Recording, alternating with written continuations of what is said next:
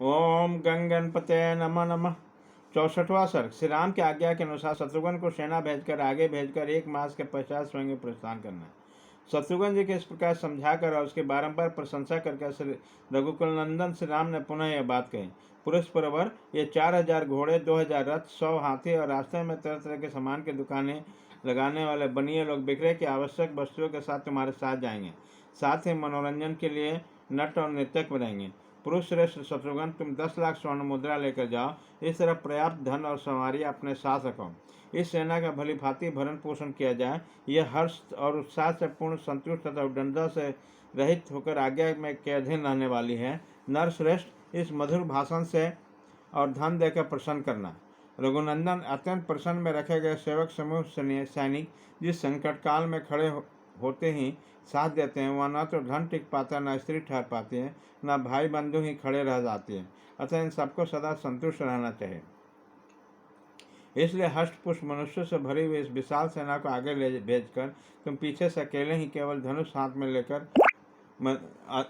लेकर मधुपुत्र इस तरह यात्रा करना, जिससे मधुपुत्र रमन को संदेह हो जाए कि तुम युद्ध की इच्छा से वहां जा रहे हो। तुम्हारे गतिविधि का उसे पता नहीं चलना चाहिए।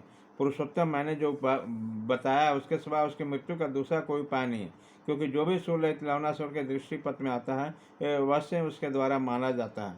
स्वामी, जब ग्रीष्म ऋतु निकल जाए और वर्षा काल आ जाए, उसी समय तुम लवणासुर का वध करना, क्योंकि उस दुर्बुद्धि का राक्षस का नाश का वही समय है।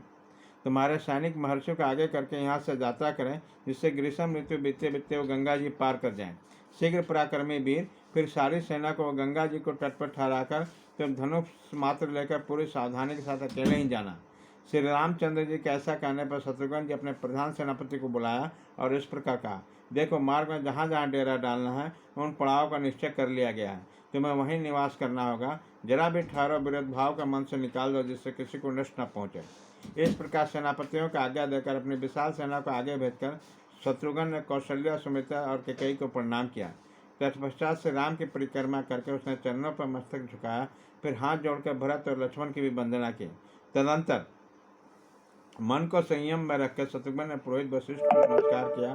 फिर श्री राम को आज्ञा लेकर उसकी परिक्रमा करके शत्रुओं को संताप देने वाले महाबली शत्रुघ्न अयोध्या से निकले।